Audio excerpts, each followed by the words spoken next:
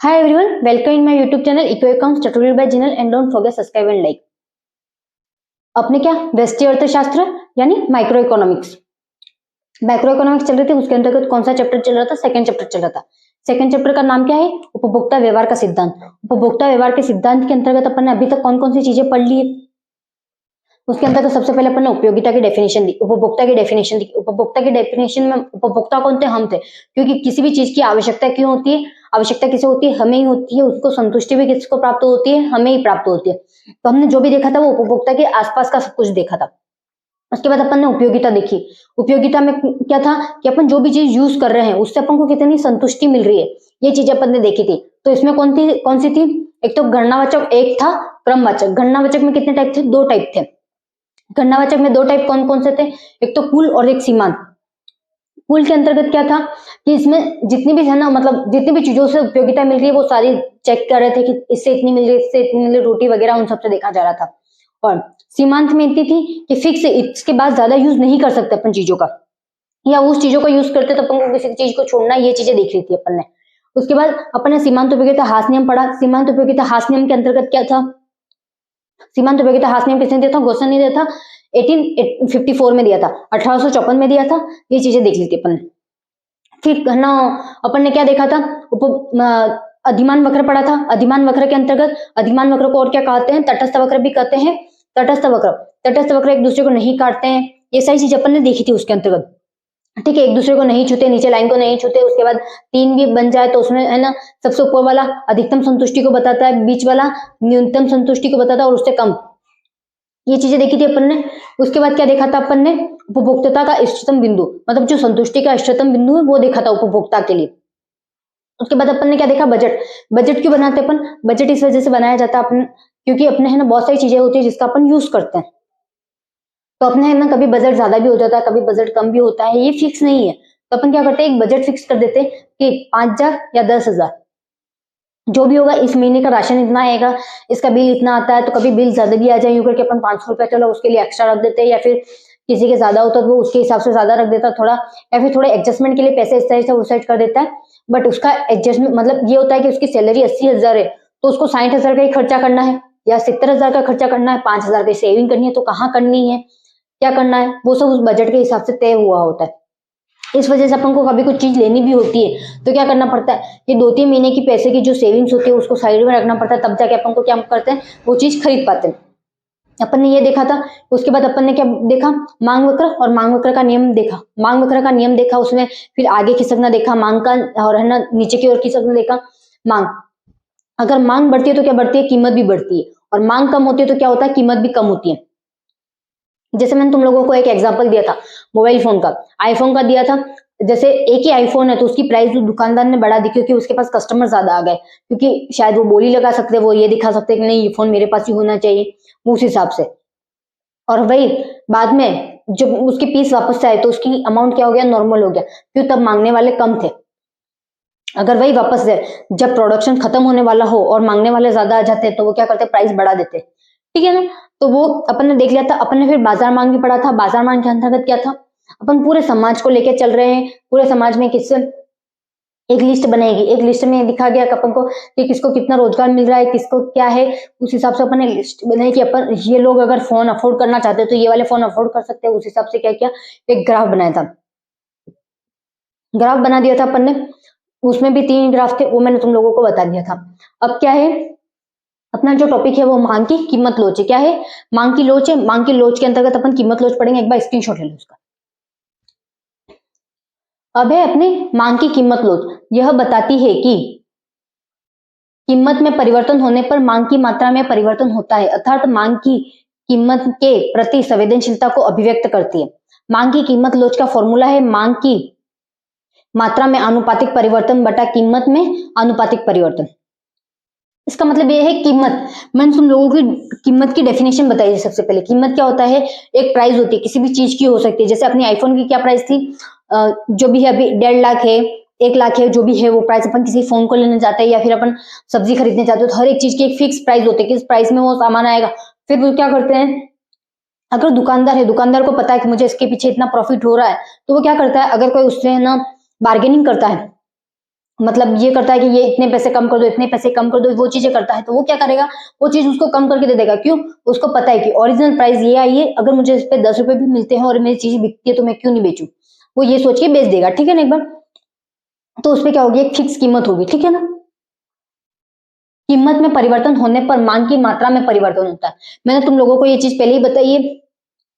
जैसे मैं है ना कीमत बढ़ा दूंगी तो मांग क्या हो जाएगी, कम ही होगी। क्यों होगी कीमत? चलो, मैंने अभी आईफोन का एग्जांपल दिया था। आईफोन लेने वाले हैं ना, मतलब लगभग 1,12,000 का फोन बताया था मैंने, ठीक है तुम लोगों को। अब ये 1,12,000 का फोन है, पीस कितने हैं, सिर्फ एक पीस है, ठीक है। और इसने प्राइस बढ़ा के कितना कर दिया, 1,50,000 कर दिया, 1,50,000 कर दिया, 1,50,000 फोन का प्राइस कर दिया। क्यों? लेने वाले 10 थे, 10 थे, 10 लोगों ने इतने पैसे सुने तो उन्होंने क्या किया, 10 लोग इतने पैसे सुनेंगे तो क्या होंगे, चले जाएंगे, 5 तो इसमें ही चले जाएंगे, 5 चीज गायब हो जाएंगे, इसमें कुछ 5 ही रहेंगे जो है ना करते रहेंगे ये। फिर इसमें लास्ट में एक व्यक्ति ही खरीद पाएगा, या तो फिर एक भी नहीं खरीदेगा, क्यों, प्राइस बहुत ज्यादा बढ़ जाएगा। तो फिर उसका प्रोडक्शन वापस होगा और प्राइस इसकी और इतनी इतनी बढ़ी रही तो वो लोग खरीदेंगे नहीं। क्यों? प्रोडक्शन ज्यादा है, सामान ज्यादा रहेगा तब, बट वो नहीं खरीदेंगे। क्यों नहीं खरीदेंगे? क्योंकि ओरिजिनल प्राइस ये, तो वो भी क्या करेंगे, उस टाइम डिमांड करेंगे इसकी, तो क्या करेंगे, उपभोक्ता ऑटोमेटिक घट जाएंगे। तो जो कीमत होती है, कीमत अगर बढ़ती है तो मांग भी कम हो जाएगी। क्या होगी, कीमत बढ़ेगी तो मांग कम होगी, और कीमत घटेगी तो मांग मांग क्या होगी, फिर बढ़ेगी। कीमत कम होगी तो क्या होगी, मांग बढ़ेगी। अगर मैं यही बोलूं ये 1,12,000 का फोन है, मैं उसमें से ना ये बोलूं कि सिर्फ 1,00,000 का ही फोन है, तब आप सब लेने के लिए दौड़ोगे या नहीं दौड़ोगे? क्यों? उस पर 12,000 का ऑफर मिल रहा है। जब ऑफर आते तब आप चीजें लेने के लिए दौड़ते हो, या ऑफर में चीजें क्यों खरीदते हैं? सब जना ऑफर में आपने देखा होगा है ना, लड़कियां देखती हो, लड़कियों को देखा होगा कि वो शॉपिंग करने जाती है जब सेल लगी हुई होती है, या लड़के भी होते हैं, लड़के ज्यादातर फोन लेने जाते हैं जब सेल लगी हुई होती है, या फिर उनको पता होता है कि इतने में सेल लगने वाली है, या फिर इतना टाइमिंग है इतनी देर में, तो वो क्या करेंगे, उनकी जो चीजें हैं तो सब किसमें, ऑफर में लेने की कोशिश करेंगे, ताकि क्या उनको सस्ता पड़ जाए। बढ़ते हैं ना, तब उपभोक्ता बहुत ज्यादा होते हैं। जैसे अभी आपने देखा होगा एक मीशो पे एक ऑफर चल रहा है, 9 रुपए डील वाली, 9 रुपए डील वाली देखते हैं। उसमें मतलब ये होता है कि सामान तो है, उसके लिए बार बार 8 बजे ही खुलती है, 8 बजे खुलती है, फिर उसको बार बार क्लिक करते रहो, बट वो है ना सारी 1 सेकंड में है ना सारी चीजें बिक जाती है। ऐसा बहुत कम जनों के होंगे, जैसे मतलब 100 200 300, मतलब कितने ही होंगे, 1 लाख लगभग लोग होंगे, उसमें से कम वो है ना चीजें कितनों को मिलती होगी, 100 जनों को मिलती होगी, पर खरीदने वाले कितने हैं, बहुत ज्यादा है। क्यों? क्योंकि उसकी कीमत कम है। अगर वही 9 रुपए की चीज 90 रुपए में लेने जाओगे ना, वही चीजें, ऐसा तो नहीं है मीशो पे वो 9 रुपए में ही मिल रही, ऐसा भी तो है कि उनकी रेटें भी तो है, 80 रुपए हैं, 100 रुपए हैं, 200 रुपए हैं, 300 रुपए हैं, 400 रुपए जो भी है, तो 9 रुपए में मिल रही है ऐसा जरूरी नहीं है, तो उतने में भी मिल रही है।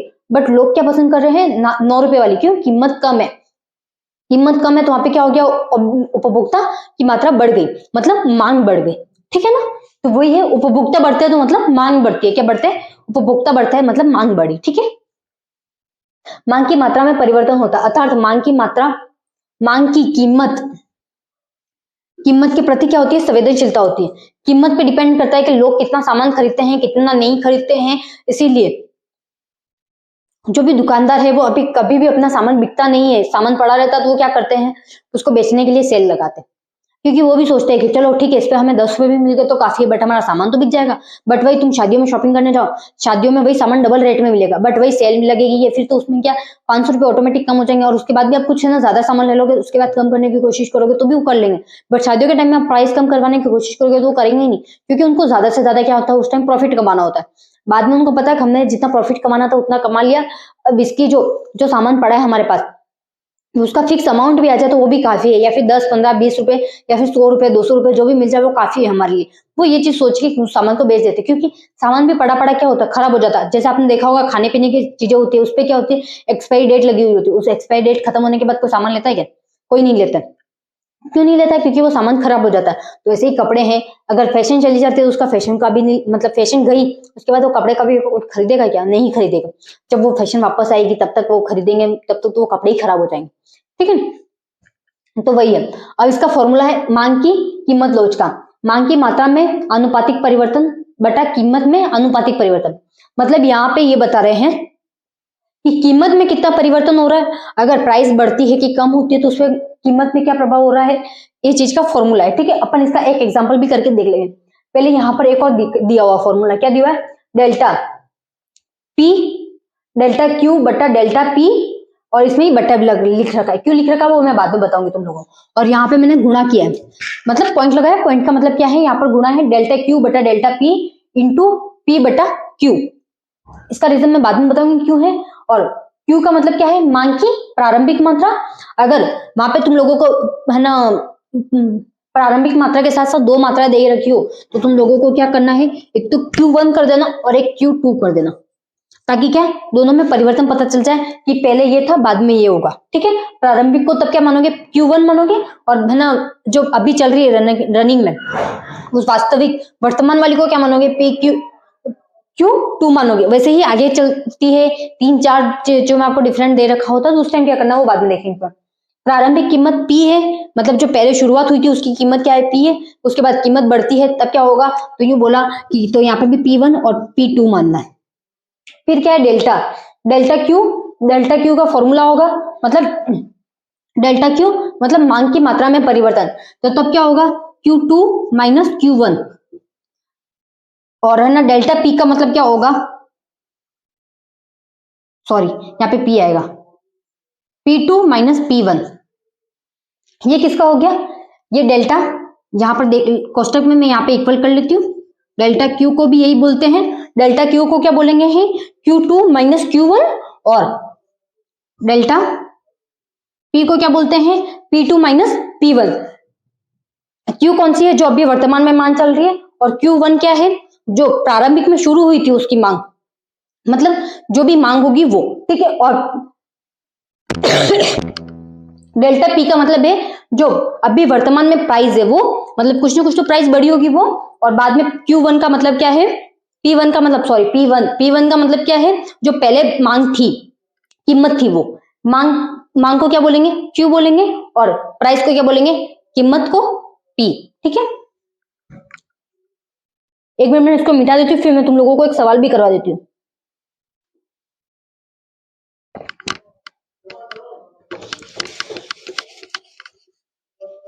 सब ये है ना जो फॉर्मूला है वो वही का वही रहने दे रही हूँ, फिर मैं इसको तुम्हारे हिसाब से ही करवा देती हूँ। यहाँ पे क्यू है वो पी है। सबसे पहले एक चीज देखते हैं अपन, मैं एक सवाल लिख रही हूँ। ठीक है,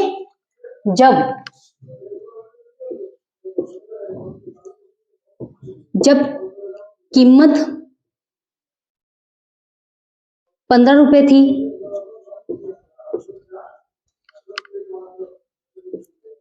तब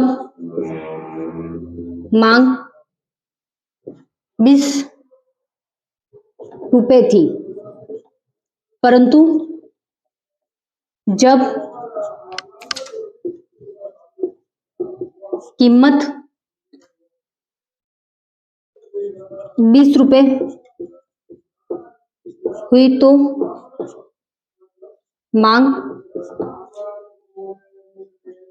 15 हो गई, या फिर यहाँ पे 12 लिख दो, 12 हो गई। ठीक है, क्या हो गई, मांग 12 रुपए, मतलब 12 हो गई, यहाँ रुपए नहीं आता सॉरी। ठीक है, यहाँ पे मांग 12 हो गई, ये देखना। तो अपन को सबसे पहले ये देखो P1 क्या है, P1 एक तो 15 है, और P2 क्या है, जो भी परिवर्तित क्या हुई है, परिवर्तित कीमत 20 हुई है। अब Q1 क्या है, Q1 क्या है, Q 20 था Q1, और Q2 क्या है 12। ये चीज देखिए अपन ने। अब मैंने तुम लोगों को पहले ही फॉर्मूला बताया था, अब ये डेल्टा वाला निकालना पड़ेगा अपन को। डेल्टा निकालेंगे तो उसके अंतर्गत क्या आएगा, सबसे पहले Q2 माइनस Q1 बटा P2 माइनस P1। इसको अब निकाले, फॉर्मूला करें पहले इससे पहले ही एक काम करते हैं अपन, इसको फॉर्मूला निकालते थे, फॉर्मूला गलत है तुम लोग ये सोच रहे होगे। तो ठीक है, तो यहाँ पर क्या आएगा Q, सॉरी छोटा वाला ही Q लिखना, Q2 लिखना है। ठीक है, Q2 मतलब अभी जो वर्तमान में चल रही है वो वाली। यहाँ पर कितने हैं 20 तो पुरानी है और 12 नहीं है, तो पहले 12 माइनस 20 बट्टा 12। अब इसको निकाला तो कितना है 12 में से 20 गए तो कितने बचे, 8 बचे। 8 किस में बचेंगे, माइनस में बचेंगे, किस में बचेंगे, माइनस में बचेंगे, किस में बचेंगे, माइनस में बचेंगे। ठीक है, अब इसको काटने वाला भी काम कर सकते हैं अपन। अब कितना हुआ,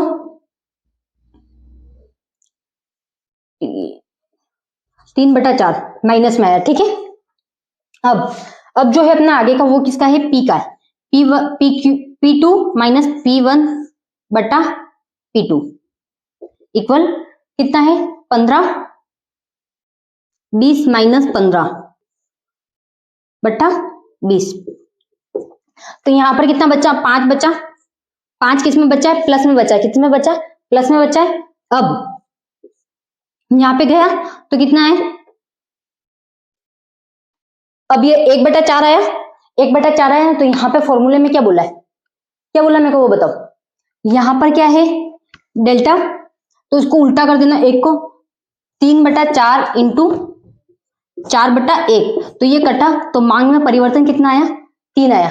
मांग में परिवर्तन कितना आया, अपन ने ये वाला फॉर्मूला लगाया, पहले इन दोनों को देख लिया, इन चीजों को निकाला, उसके बाद अपना फॉर्मूला क्या आया, 1/4 था तो 1/4 लिखा, और सॉरी 3/4 था, 3/4 लिखा, और फिर क्या था अपने 4/1, तो 4/1 की जगह क्या आ गया, 3 आ गया। क्यों, अपन ने यहां पर उल्टा करके चेंज कर दिया, ठीक है ना। ये चीज समझ में आई तुम लोगों को। क्यों, देखो ये डेल्टा क्या आ रहा है, एक मिनट, इसके नीचे ही है, तो मैं यहां पे ऊपर लिख देती हूँ, डेल्टा Q/डेल्टा P। सवाल तो यही है अपना, यहां पर P क्या आ रहा है, Q1 क्या आ रहा है, जो डेल्टा Q वो क्या आ रहा है, 3/4 बट्टा ये वाला P वाला लिखेंगे अब। तो यहाँ पर देखो 1/4 है, अगर मैं इसको उल्टा करूंगी तो यही आएगा ना, 3/4 इंटू 4/1। अब क्यों, इसको तुम लोगों को पता होगा किसको ऊपर ले जाते हैं तो ये ऊपर आ जाता है, क्रॉस में मतलब ये उल्टा होता है कि नहीं होता है, ये वाला चीज अपन को इस तरीके से गुणा कर सकते हैं क्या, गुणा नहीं कर सकते, तो इसको काटेंगे तो क्या आया, 3। तो मांग की मात्रा में परिवर्तन कितने का आया, 3 का आया, कीमत बढ़ी तो। मैं एक और सवाल बता, वापस से यही सवाल बता रही हूँ, देख लो। जब कीमत 15 थी, कीमत कितनी थी, 15 रुपए थी, तब मांग कितनी थी, 20 रुपए थी, कितनी थी, सॉरी 20 थी, मांग कितनी थी, मांगने वाले लोग कितने थे, 20 जने थे। परंतु जब कीमत 20 रुपए हुई, मतलब कीमत कितनी, 5 रुपए बढ़ गई, तो मांग कितनी बढ़ी, मांग बढ़ी या कम हुई, 12 रुपए कम हुई ना, मांग कितनी हुई, कम हुई। तो अपन इसलिए वो किस में लगाए, माइनस में लिखा है। चीज ध्यान रखी तुम लोगों ने, ये चीज क्या है, माइनस में है, क्यों है माइनस में, क्योंकि ये भी माइनस में 3 आएगी, प्लस में नहीं आएगी, ये वाली जो मांग अपन ने निकाली है वो माइनस में आएगी। क्यों माइनस में आएगी, क्योंकि ये ऑलरेडी माइनस में है, और बच क्या रहा है, माइनस का 3 बच रहा है, कटना क्या रह गया, माइनस का 3 ही कटना रह गया ना, तो इसलिए क्या आएगा, 3 आएगा। तो सबसे पहले अपन ने P1 और P2 लिख दिया, Q1 और Q2 लिखा, जो था वो लिख दिया, फिर Q2 माइनस Q1, क्यों, डेल्टा निकालना है इसलिए, डेल्टा Q निकालना है इसलिए अपन को ये करना पड़ेगा, ठीक है ना। उसके बाद अपन ने देखा Q2 माइन किया, तो क्या है, 12/12 माइनस 20/12 किया, तो क्या है, 8/12 आया, 8/12 को काटा तो कितना है, 3/4 है, वो भी किसमें है, माइनस में है, ठीक है ना। क्यों, माइनस वाली संख्या मतलब आगे वाली जो प्लस वाली संख्या वो छोटी है और माइनस वाली संख्या बड़ी है, इसलिए। अब P2 माइनस P1/P2 किया, 20 माइनस 15/20 किया, तो यहाँ पे कितने का, 5 का डिफरेंट आया, तो 5/20 किया, तो 1/4, 1/4 को फिर मैंने यहीं पे डेल्टा Q/डेल्टा P करके लिखा, तो माइनस के 3/4, 3/4 कौन सा, ये वाला आया था वो, और डेल्टा P में डेल्टा P कौन सा, 1/4 जो आया था वो लिखा, फिर इन दोनों को उल्टा कर दिया, मतलब नीचे वाला जो था उसको उल्टा कर दिया, क्योंकि गुणा किया, ठीक है, गुणा किया तो क्या हुआ, 3/4 इंटू ये माइनस में, ठीक है, 4/1, तो कितना है, माइनस में 3 है, आंसर क्या आया, माइनस में 3, यानी मांग में परिवर्तन कितना होया, मांग में कितनी प्रतिशत से परिवर्तन हुआ, -3 के ना, मतलब जो भी मांग थी उसमें कितना, -3 में परिवर्तन हो गया प्रतिशत में, ठीक है। एक बार इसका स्क्रीनशॉट ले लो,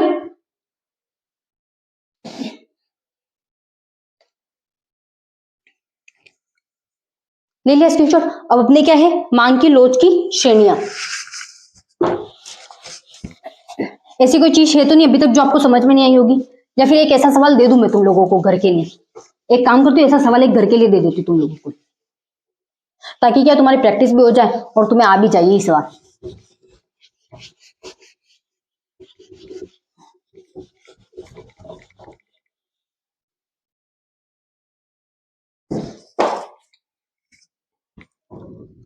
सवाल लिख दो एक,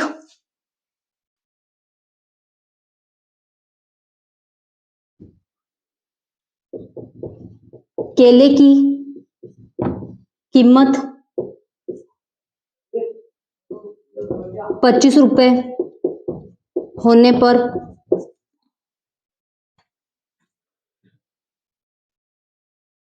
30 लोग केले की मांग करते हैं। बाद में केले की कीमत 30 रुपए बढ़ने पर 25 लोग केले की मांग करते हैं, तो बताइए मांग की मात्रा में कितना परिवर्तन हुआ। एक चीज ध्यान रखना तुम, अगर यहां पर मैंने रुपए बोला बाद में यहाँ पे बोला 30 है ना, 30% लोग मांगते हैं, तो आपको तब यहाँ पे जो आंसर आएगा उसमें किस में आएगा, 30% में आएगा। किसमें आएगा, 30% में आएगा। तो ये चीज ध्यान रखना तुम लोग, ठीक है। अब जो है अपने मांग की लोच की श्रेणियां है। क्या टॉपिक है, मांग की लोच की श्रेणियां।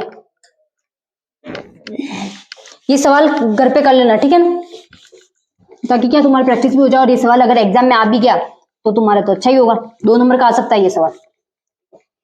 अगर कोई एएसओ की तैयारी कर रहा है तो उसके अंदर भी ये सवाल आ सकता है, इस टाइप के सवाल, ठीक है। और एएसओ में तो क्वेश्चन ही 2 नंबर के।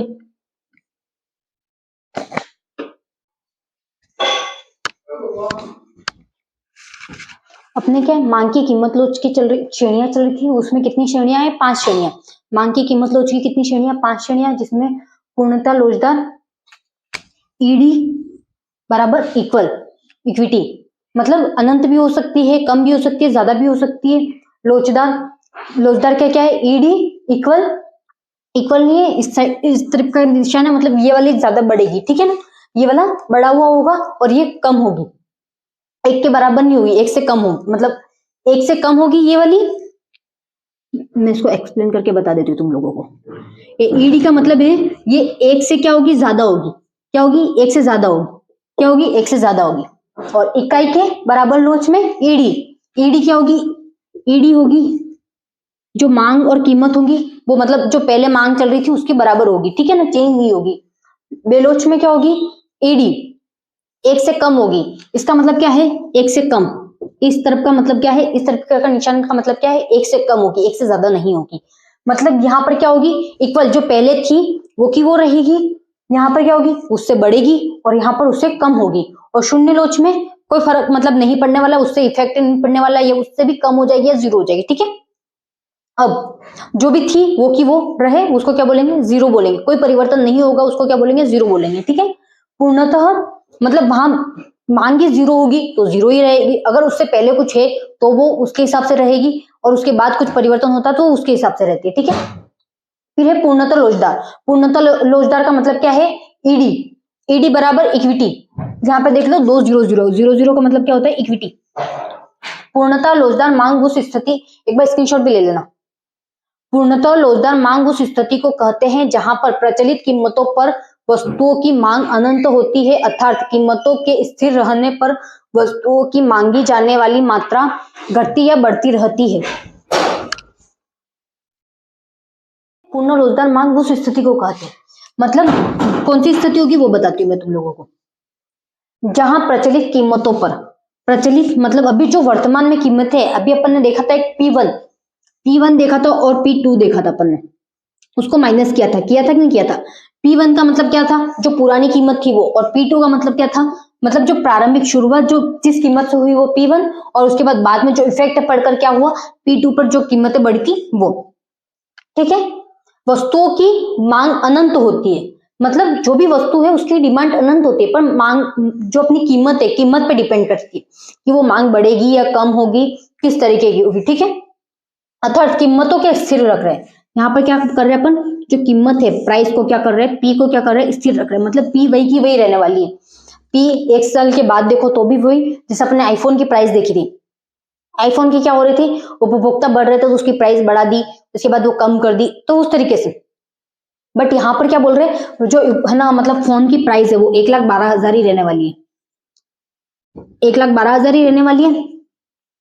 रहने पर वस्तु की मांगी जाने वाली मात्रा घटती है बढ़ती रहती है, मतलब ये 1,12,000 का फोन है, आईफोन है, तो तुम इसको ज्यादा खरीद रहे हो या कम कर रहे हो, इसकी मात्रा कम हो रही है। अगर देखो अभी ये 1,12,000 का फोन है, अभी क्या है 11 प्रो है, ठीक है, 11 प्रो के बाद 12 भी आ गया, 12 के बाद 13 आ गया और 14 आ गया, ठीक है। अब 14 आया तो 11 तो वो की वो रही, पर उसकी क्या प्राइस भी वो की वो रही, पर उसकी क्या मांग में डिफरेंट आया कि नहीं आया, क्यों आया, क्योंकि वस्तु जो थी उसमें और नई चीज आ गई, और उसका मतलब उसमें चीजों में क्वालिटी भी तो चेंज होगी, बहुत सारी चीजें होगी जो है ना, सेटिंग्स में बहुत सारी चीजें बहुत ज्यादा डिफरेंट होगी, तो उससे क्या हुआ, मांग इफेक्ट हुई कि नहीं हुई, भले वो प्राइस वही है, फोन भी वही है, बट क्या हुआ, प्राइस डिफरेंट हो गए। अब जैसे 14 है, 14 के बाद है ना 15 आ जाएगा, तो वैसे ही वापस चेंज हो जाएगा, उसकी प्राइस वो की हो रहेगी, तो भी क्या होगी, उसकी मांग कम हो जाएगी। बट वो नया नया लॉन्च हुआ, उसकी प्राइस वही है, पर क्या होगा, मतलब जो मांगने वाले लोग हैं, व्यक्ति हैं, उनकी भी संख्या बढ़ी रहेगी, तो मतलब वो इफेक्ट क्या होगा, अगर उसको नई चीज बन रही है उसी टाइप की, तो उसका क्या इफेक्ट पड़ता है, अगर नहीं बनती और वही रहती है तो उसका टाइप क्या है, मतलब वो देखेंगे।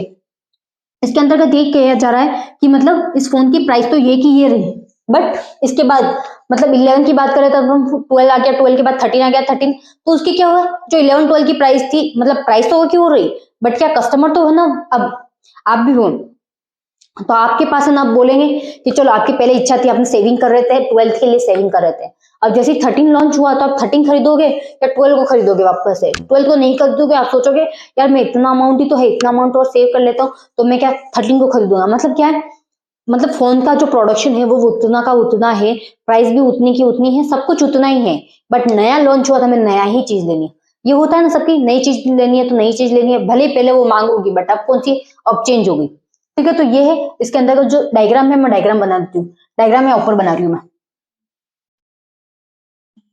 सबसे पहले ये तो है, ये तुम लोगों को पता है, यहाँ पर x मानना है, यहाँ पे y मानना है, यहाँ पर 0 मानना है, ठीक है।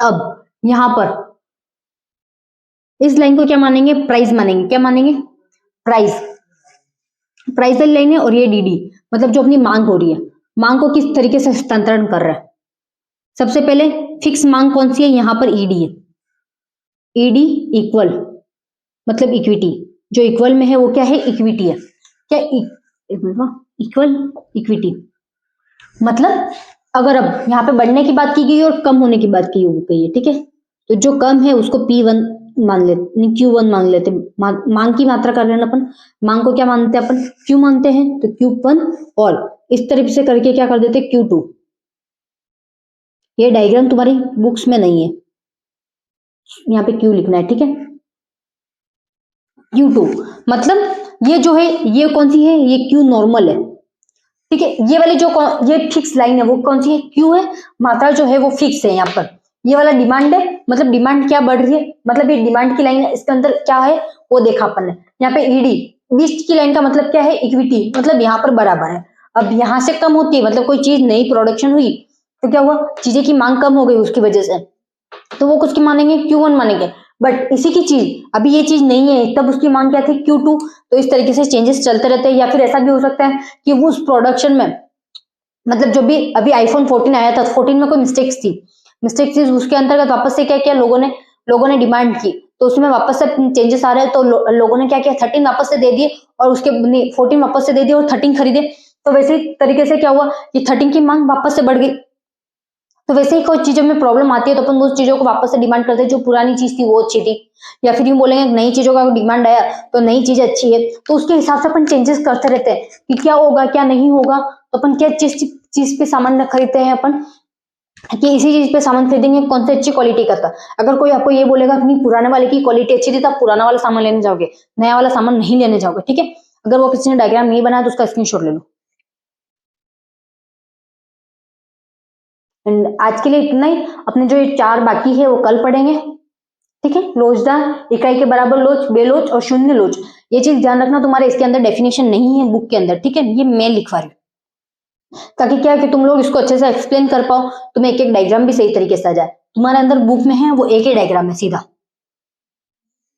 इस तरीके का डायग्राम बना दिया। ठीक है, फिर यहां पर बीच में क्या कर दिया है, इक्विटी, ईडी इक्विटी कर दिया। फिर उसके बाद कम कम का नीचे लिखा है, इक्वल करते करते करते करते करते, एक minute sorry, ED equal, equal वाला इक्वल एक यहां पर है, उसके बाद ईडी यहां पर पॉइंट लगा के ईडी इक्विटी करके रखा है, यहां पर बढ़ रहा है तो ईडी इस साइड बड़ा वाला करके रखा है, यहां पर कम हो रहा है तो यहां पर ईडी इक्वल, यहां पर 0। मतलब इस तरीके का एक चित्र बना हुआ तुम लोगों के, और कुछ नहीं है। मैं यहाँ पर सबसे पहला चित्र बना दिया अपन ने ये वाला, अब अगला ये सारी चीजें बनानी बाकी है, और इन सबके अलग अलग डायग्राम है। फिर मैं इनका जो भी पूरा है उन श्रेणियों को बताया अभी मैंने, फिर ये पूरा एक रेखा पर किस तरीके से स्थित है वो भी मैं बता दूंगी, ठीक है कल। तो अपना ये कल ये टॉपिक कब होगा, कल। अभी इस चित्र को मत बनाना, इस चित्र को अपन बाद में बनाएंगे, ठीक है। And don't forget subscribe and like. Okay bye.